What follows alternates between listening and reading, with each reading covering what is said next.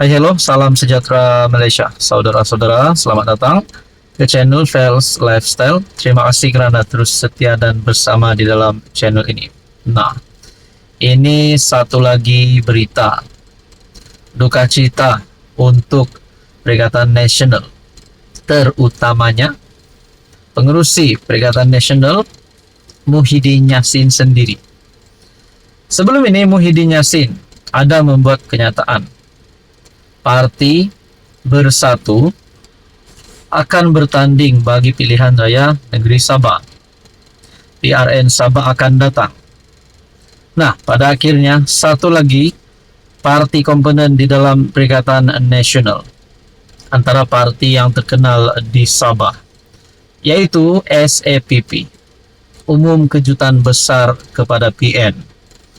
SAPP umum keluar Perikatan Nasional. Oh, ini satu lagi duka cita diterima untuk Muhyiddin Yassin selaku pengurus PN. Apa sebab SAPP umum keluar PN? Adakah tak puas hati dengan keputusan-keputusan kepimpinan tertinggi PN, yaitu Muhyiddin Yassin sendiri? Adakah berkaitan dengan keputusan pengurus PN itu untuk bertanding di Sabah? Parti Maju Sabah SAPP mengumumkan menarik diri daripada PN susulan pendirian gabungan itu untuk bertanding pada PRN Sabah. Presiden SAPP Yong Teck Lee berkata, keputusan dibuat pada mesyuarat Majlis Tertinggi SAPP pada 23 November lalu dan telah dimaklumkan kepada ibu pejabatnya. Adakah ini akan menjadi permulaan kepada kehancuran karamnya kapal Perikatan Nasional? Mungkinkah ini menjadi partinya keputusan SAPP menjadi satu permulaan kepada parti di dalam gabungan PN yang juga akan keluar daripada PN, ataupun mungkin daripada ahli parlimen, ahli Dewan Undangan Negeri. Sebelum ini ada Adun Bersatu yang sah mengisytiharkan sokongan terhadap Anwar Ibrahim. Nah, adakah ini mungkin lebih banyak lagi pemimpin-pemimpin dalam PN bakal tarik sokongan? Saudara-saudara, dalam perkongsian ini jelas kelihatan bahawa PN ingin bertanding dalam pilihan raya Sabah akan datang. Satu pendirian yang bertentangan dengan pendirian dan dasar SAPP yang selama ini menyatakan bahawa semua 73 kerusi DUN Sabah hanya ditandingi oleh parti-parti tempatan Sabah. Pendirian SAPP ini selaras dengan Perjanjian Malaysia 1963 dan Autonomi Sabah. Kami tidak boleh berkompromi dengan komitmen kami untuk memastikan bahawa pilihan raya bagi DUN Sabah kekal di bawah bidang kuasa parti-parti tempatan, bebas daripada campur tangan parti-parti yang berpusat di Semenanjung, kata Yong dalam satu kenyataan. Adakah dengan ini Muhyiddin Yassin telah melakukan satu keputusan yang salah?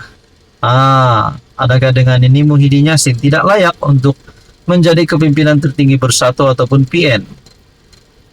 SAPP merupakan satu-satunya parti komponen dalam Pakatan Pembangkang di Sabah. Parti itu pernah menganggotai BN sebelum menyertai PN dan gabungan Sabah Rakyat Sabah GRS. Sebelum ini SAPP tidak bersetuju dengan cadangan agar parti-parti nasional bertanding dalam PRN. Yong yang juga bekas Ketua Menteri Sabah pada September menggesa PN agar tidak menyertai pilihan raya negeri. Namun Presiden PAS Abdul Hadi Awang berkata, keputusan sama ada PN akan bertanding pada PRN Sabah atau tidak akan ditentukan sendiri oleh gabungan itu. Ini bermakna keputusan itu bukan dibuat pihak lain termasuk SAPP. Saudara-saudara, ada rakyat Sabah berkata tidak mahu menerima parti PAS, tidak mahu menerima Parti Bersatu dalam PRN Sabah. Ada yang kata Muhyiddin dah tak ada harapan, Hadi Awang dah tak ada harapan untuk bertanding di Sabah. Tidak akan menang punya, tidak akan diterima. Tapi pada akhirnya kita nantikan saja pada PRN Sabah apa yang akan berlaku. Saudara-saudara, adakah Muhyiddin, adakah Hadi Awang bercita-cita untuk menawan Sabah dan mereka akan menjadi kepimpinan tertinggi kerajaan negeri Sabah. Oh, bayangkan Muhyiddin Yassin atau Hadi Awang jadi ketua menteri. Adakah perkara itu relevan ataupun boleh berlaku atau mustahil untuk berlaku? Coba komen di bawah. Selepas Menteri Besar Terengganu, Dr. Sam ataupun Ahmad Samsuri sah meletakkan jawatan sebagai Bendahari Agung Perikatan Nasional. Nah, banyak spekulasi, banyak pandangan daripada netizen dan rakyat Malaysia susulan peletakan jawatan tersebut. Adakah PAS menunjukkan bahawa PAS adalah abang besar di dalam PN?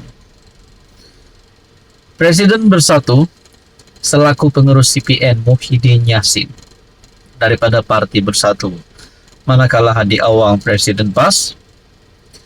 Timbalan pengurus CPN, adakah PAS yang mempunyai jumlah ahli parlimen paling banyak di dalam gabungan itu yang sepatutnya menjadi pemimpin paling tinggi dalam PN?